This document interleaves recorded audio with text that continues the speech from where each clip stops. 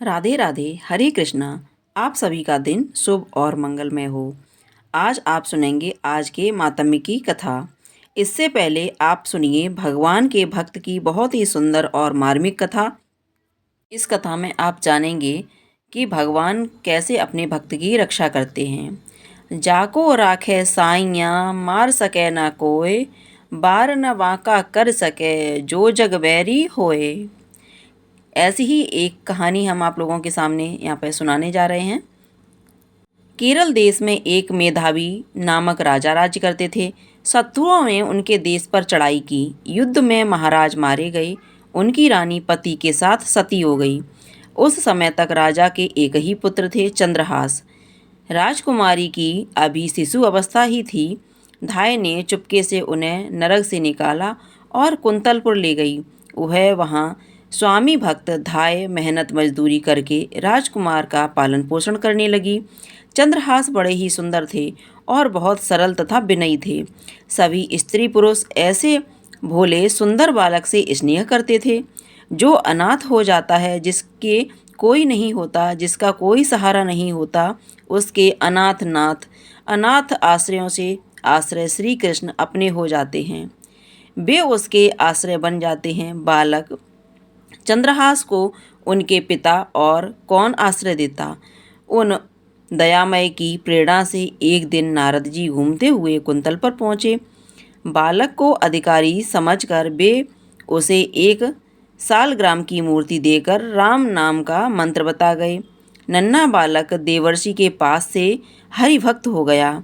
अब कथा हो रही थी। उसी समय सड़क पर भवन के सामने से भगवान कीर्तन करते हुए चंद्रहास बालकों की मंडली के साथ निकले। बच्चों की अत्यंत मधुर कीर्तन ध्वनि सुनकर ऋषियों के कहने से मदद ने सबको ही बुला लिया। चंद्रहास के साथ बालक नाचने लगे। मंत्री दृष्टिबद्ध भी इसी समय वहां आ गए। मुनियों ने तेजस्वी बालक चंद्रहास को तन्मय होकर कीर्तन करते देखा। वे मुग्ध हो गए। कीर्तन समाप्त होने पर स्नेहपूर्वक समीप बुलाकर ऋषियों ने उन्हें बिठा लिया और उनके शरीर के लक्षणों को देखने लगे। ऋषियों ने चंद्रहास के शारीरिक लक्षण देखकर दृष्ट बुद्धि से कहा, मंत्रीवर, तुम इस बालक का प्रेम पूर्वक पालन को करो, इसे अपने घर रखो। यही तुम्हारी संपूर्ण संपत्ति का स्वामी तथा देश का नरेश होगा। एक अज्ञात कुलशील राह का भिखारी बालक मेरी संपत्ति का स्वामी होगा। यह बात दृष्ट बुद्धि के हृदय में तीर सी लगी। वे तो अपने लड़कों को राजा बनाने का स्वप्न देख रहे थे। अब एक भिक्षुक का लड़का उनकी सारी इच्छाओं को नष्ट कर दे, यह उन्हें सहन नहीं हो रहा था। उन्होंने किसी से कुछ कहा नहीं, पर सब लड़कों को मिठाई देने के बहाने घर के भीतर ले गया। मिठाई देकर दूसरे लड़कों को तो उन्हें विदा कर दिया, केवल चंद्रहास को रोक लिया। एक विश्वासी बधिक को बुलाकर उसे चुपचाप समझाकर उसके साथ चंद्रहास को भेज दिया। चंद्रहास को पुरस्कार का भारी लोभ मंत्री ने दिया था। चंद्रहास ने जब देखा कि मुझे यह सुनसान जंगल में रात के समय लाया है, तब उसका उद्देश्य समझकर कहा, भाई, तुम मुझे भगवान की पूजा कर लेने दो, तब मारना। बधिक ने अनुमति दे दी। चंद्रहास ने शालिग्राम जी की मूर्ति निकालकर उनकी पूजा की और उनके सम्मुख गदगद कंठ से स्तुति करने लगा। भोले बालक का सुंदर रूप, मधुर स्वर तथा भगवान की भक्ति देखकर बाधिकी की आंखों में भी आंसू आ गए। उसका हृदय भी पिघल गया। एक निरपराध बालक को मारना स्वीकार नहीं करता था, परंतु उसे मंत्री का भय था। उसने देखा कि चंद्रहास के एक पैर में 6 अंगुलियां हैं। बाधिक ने तलवार से जो 1 अंगुली अधिक थी उसे काट लिया और बालक को वहीं छोड़कर वह घर लौट गया। दृष्ट बुद्धि वह अंगुली देखकर बहुत प्रसन्न हुए। उन्हें लगा कि अपने बुद्धि कौशल से ऋषियों की अमोघ वाणी मैंने झूठी कर दी। कुंतलपुर राज्य के अधीन एक छोटी रियासत श्री चंदनपुर, वहाँ के नरेश कुलीनंदन किसी कार्य से बड़े सवेरे वन की ओर से घोड़े पर जा रहे थे। उनके कानों में बड़ी मधुर भगवान नाम कीर्तन ध्वनि पड़ी। कटी उंगली को पीड़ा से भूमि में पड़े पड़े चंद्रहास करुण कीर्तन कर रहे थे। राजा ने कुछ दूर से बड़े आश्चर्य से देखा कि एक छोटा देव कुमार जैसा बालक भूमि पर पड़ा है। उसके चारों ओर अद्भुत प्रकाश फैला है। वन की हिरनियाँ उसके पैर चाट रही हैं, पक्षी उसके ऊपर पंख फैलाकर छाया किए हुए हैं और उसके लिए वृक्षों से पके फल ला रहे हैं। राजा के और पास जाने पर पशु पक्षी वन में चले गए। राजा के कोई संतान नहीं थी। उन्होंने सोचा कि भगवान ने मेरे लिए ही यह वैष्णव देवकुमार भेजा है। घोड़े से उतरकर बड़े स्नेह से चंद्रहास को उन्होंने गोद में उठाया। उनके शरीर की धूलि पोंछी और उन्हें अपने राजभवन में ले आए। चंद्रहास अब चंदनपुर के युवराज हो गए। यज्ञोपवीत संस्कार होने के पश्चात गुरु के यहाँ रहकर उन्होंने वेद वेदांग तथा शास्त्रों का अध्ययन किया। राजकुमार के योग्य अस्त्र शस्त्र चलाना तथा नीति शास्त्र सीखना अपने सब गुणों से वे राज परिवार के लिए प्राण के समान प्रिय हो गए। राजा ने उन्हीं पर राज्य का भार छोड़ दिया। राजकुमार के प्रबंध से छोटी सी रियासत हरि गुणगान से पूर्ण हो गई। घर घर हरि चर्चा होने लगी। सब लोग एकादशी व्रत करने लगे। पाठशालाओं में हरि गुणगान अनिवार्य हो गया। चंदनपुर रियासत की ओर से कुंतलपुर को 10,000 स्वर्ण मुद्रा कर के रूप में प्रतिवर्ष दी जाती थी। चंद्रहास ने उन मुद्राओं के साथ और भी बहुत से धन रत्नादि उपहार भेजे। धृष्ट बुद्धि ने जब चंदनपुर राज्य के ऐश्वर्य एवं वहाँ के युवराज के सुप्रबंध की बहुत प्रशंसा सुनी, तब स्वयं वहाँ की व्यवस्था देखने वे चंदनपुर आए। राजा तथा राजकुमार ने उनका हृदय से स्वागत किया। यहाँ आकर जब धृष्ट बुद्धि ने चंद्रहास को पहचाना, तब उनका हृदय व्याकुल हो गया। उन्होंने इस लड़के को मरवा डालने का पूरा निश्चय कर लिया था। इसने दिखाते हुए वे राजकुमार से मिले। उन्होंने एक पत्र देकर कहा, युवराज, बहुत ही आवश्यक काम है और दूसरे किसी पर मेरा विश्वास नहीं। तुम स्वयं यह पत्र लेकर कुंतलपुर जाओ। मार्ग में पत्र खुलने न पाए, कोई इस बात को न जाने, इसे मदन को ही देना। चंद्रहास घोड़े पर चढ़कर अकेले ही पत्र लेकर कुंतलपुर पहुंच गया। दिन के तीसरे पहर के कुंतलपुर के पास वहाँ के राजा के बगीचे में बहुत प्यारे से और थके थे, अतः घोड़े को पानी पिलाकर एक ओर बांध दिया और स्वयं सरोवर में जल पीकर एक वृक्ष की शीतल छाया में लेट गए। लेटते ही उन्हें नींद आ गई। उसी समय उस बगीचे में राजकुमारी चंपक मालिनी अपनी सखियों तथा मंत्रियों को कन्या विषया के साथ घूमने आई थी। संयोगवश अकेली विषया उधर चली आई जहाँ चंद्रहास सोए थे। इस परम सुंदर युवक को देखकर वह मुग्ध हो गई और ध्यान से उसे देखने लगी। उसे निंद्रित कुमार के हाथ में एक पत्र दिख पड़ा। कौतूहलवश उसने धीरे से पत्र खींच लिया और पढ़ने लगी। पत्र उसके पिता का था। उसमें मंत्री अपने पुत्र को लिखा था, इस राजकुमार को पहुँचते ही विष दे देना। इसके कुल का, विद्या आदि का कुछ भी विचार न करके मेरे आदेश का तुरंत पालन करना। मंत्री की कन्याओं को एक बार पत्र पढ़कर बड़ा दुख हुआ। उसकी समझ में ही नहीं आया कि पिताजी ऐसे सुंदर देवकुमार को क्यों विष देना चाहते हैं। सहसा उसे लगा कि पिताजी इससे मेरा विवाह कराना चाहते हैं। वे मेरा नाम लिखते समय भूल से या बड़े अक्षर छोड़ गए। उसने भगवान के प्रति कृतज्ञता प्रकट की कि पत्र मेरे हाथ लगा, कहीं दूसरे को मिलता तो कितना अनर्थ होता। अपने नेत्र के काजल से उसने पत्र में विष के आगे उससे सटाकर या लिख दिया, जिससे विषया दे देना पढ़ा जाने लगा। पत्र को बंद करके निंद्रित राजकुमार के हाथ में ज्यों का त्यों रखकर वह शीघ्रता से चली गई। चंद्रहास को जब निंद्रा खुली, तब वे शीघ्रतापूर्वक मंत्री के घर गए।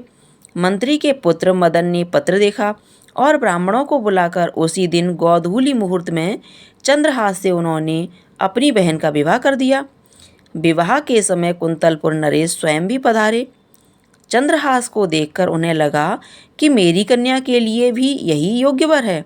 उन्होंने चंदनपुर के इस युवराज की विद्या, बुद्धि, शूरता आदि की प्रशंसा बहुत सुन रखी थी। अब राजपुत्री का विवाह भी चंद्रहास से करने का उन्होंने निश्चय कर लिया। धृष्ट बुद्धि 3 दिन बाद लौटे। यहाँ की स्थिति देखकर वे क्रोध के मारे पागल हो गए। उन्होंने सोचा, भले मेरी कन्या विधवा हो जाए, पर इस शत्रु का वध मैं अवश्य करके रहूँगा। द्वेष से अंधे हुए हृदय की यही स्थिति होती है। अपने हृदय की बात मंत्री ने किसी से कही नहीं। नगर के बाहर पर्वत पर एक देवी का मंदिर था। धृष्ट बुद्धि ने एक क्रूर बधिक को वहाँ यह समझाकर भेज दिया कि जो कोई देवी की पूजा करने आए उसे तुम मार डालना। चंद्रहास को उसने यह बताकर कि भवानी की पूजा उसकी कुल प्रथा के अनुसार होनी चाहिए। सायंकाल देवी की पूजा करने का आदेश दिया गया। इधर कुंतलपुर नरेश के मन में वैराग्य हुआ। ऐसे उत्तम कार्य को करने में सत्पुरुष देर नहीं करते। राजा ने मंत्री मदन से कहा, बेटा, तुम्हारे बहनोई चंद्रहास बड़े ही सुयोग्य हैं। उन्हें भगवान ने ही यहाँ भेजा है। मैं आज ही उनके साथ राजकुमारी का ब्याह कर देना चाहता हूँ। प्रातःकाल उन्हें सिंहासन पर बैठाकर मैं तपस्या करने वन चला जाऊँगा। तुम उन्हें तुरंत मेरे पास भेज दो। मनुष्य की कुटिलता, दुष्टता क्या अर्थ रखते हैं? वह दयामय गोपाल जो करना चाहे उसे कौन टाल सकता है? चंद्रहास पूजा की सामग्री लिए मंदिर की ओर जा रहे थे। मंत्री पुत्र मदन राजा का संदेश लिए बड़ी उमंग से उन्हें मार्ग में मिला। मदन ने पूजा का पत्र स्वयं ले लिया, यह कहकर कि मैं देवी की पूजा कराता हूँ।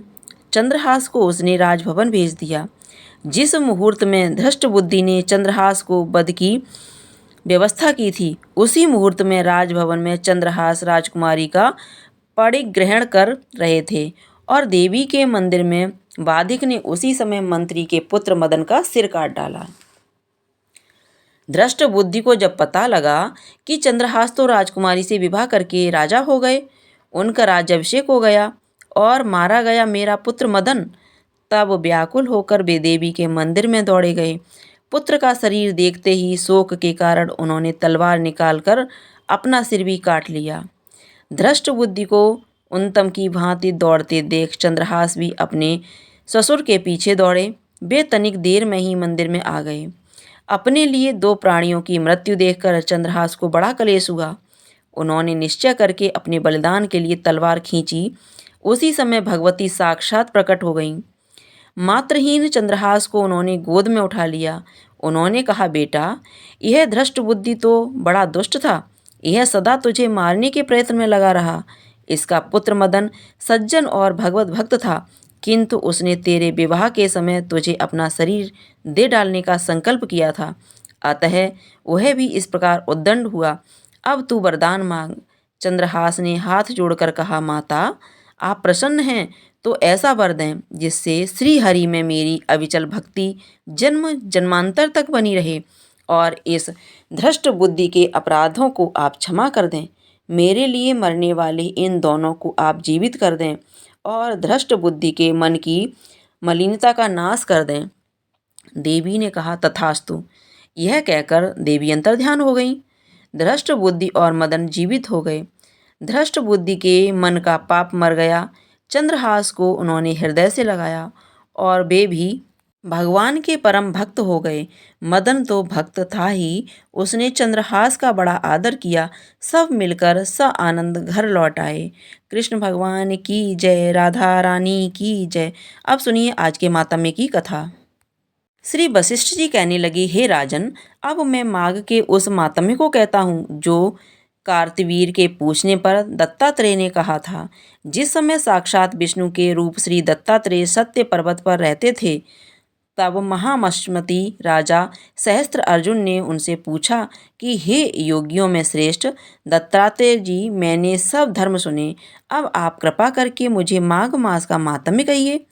तब दत्तात्रेय जी बोले, जो नारद जी से ब्रह्मा जी ने कहा था वही माघ मातम्य मैं तुमसे कहता हूँ। इस कर्म भूमि भारत में जन्म लेकर जिसने माघ स्नान नहीं किया उसका जन्म निष्फल गया। भगवान की प्रसन्नता, पापों के नाश और स्वर्ग की प्राप्ति के लिए माघ मास स्नान अवश्य करना चाहिए। यदि यह पुष्ट व शुद्ध शरीर माघ स्नान के बिना ही रह जाए तो इसकी रक्षा करने से क्या लाभ। जल में बुलबुले के समान मक्खी जैसे तुच्छ तंग के समान यह शरीर माघ स्नान के बिना मरण समान है। विष्णु भगवान की पूजा न करने वाला ब्राह्मण, बिना दक्षिणा के श्राद्ध, ब्राह्मण रहित क्षेत्र, आचार रहित कुल, ये सब नाश के बराबर हैं। गर्भ से धर्म का, क्रोध से तप का, गुरुजनों की सेवा न करने से स्त्री तथा ब्रह्मचारी, बिना जल अग्नि से हवन और बिना साक्षी के मुक्ति का नाश हो जाता है। जीविका के लिए कहने वाली कथा, अपने ही लिए बनाए हुए भोजन की क्रिया, शूद्र से भिक्षा लेकर किया हुआ यज्ञ तथा कंजूस का धन, यह सब नाश के कारण हैं। बिना अभ्यास और आलस्य वाली विद्या, असत्य वाणी, विरोध करने वाला राजा, जीविका के लिए तीर्थ यात्रा, जीविका के लिए व्रत, संदेह युक्त मंत्र का जप, व्यग्र चित्र होकर जप करना, वेद न जानने वाले को दान देना, संसार में नास्तिक मत ग्रहण करना, श्रद्धा बिना धार्मिक क्रिया, यह सब व्यर्थ है। और जिस तरह दरिद्रता का जीना व्यर्थ है, उसी तरह माघ मास के स्नान बिना मनुष्य का जीवन व्यर्थ है। ब्रह्मधाती, सोना चुराने वाला, मदिरा पीने वाला, गुरु, पत्नी, ग्रामी और इन सब चारों की संगति करने वाला माघ स्नान से पवित्र होता है। जल कहता है कि सूर्योदय से पहले जो मुझसे स्नान करता है, मैं उसके बड़े से बड़े पापों का नष्ट करता हूँ। महापातक भी स्नान करने से भस्म हो जाते हैं। माघ मास के स्नान का जब समय आ जाता है, तो सब पाप अपने आप नाश के भय से कांप जाते हैं। जैसे मेघों से मुक्त होकर चंद्रमा प्रकाश करता है, वैसे ही श्रेष्ठ मनुष्य माघ मास में स्नान करके प्रकाशमान होते हैं। काया वाचा मनसा के किए हुए छोटे या बड़े, नए या पुराने, सभी पाप स्नान से नष्ट हो जाते हैं। आलस्य में बिना जाने से जो पाप किए हों, वह भी नाश हो प्राप्त होते हैं। जिस तरह जन्म जन्मांतर के अभ्यास से आध्यात्मिक ज्ञान की प्राप्ति होती है, उसी तरह जन्म जन्मांतर अभ्यास से ही माघ स्नान में मनुष्य की रुचि होती है। यह अपवित्र को पवित्र करने वाला बड़ा तप और संसार रूपी कीचड़ को धोने की पवित्र वस्तु है। हे राजन, जो मनवांछित फल देने वाला माघ स्नान नहीं करते, वह सूर्य चंद्र के समान भोगों को कैसे भोग सकते हैं। बोलिए कृष्ण भगवान की जय, राधा रानी की जय। आपको यह कथा पसंद आई हो तो कमेंट बॉक्स में जय श्री कृष्णा जरूर लिखिएगा।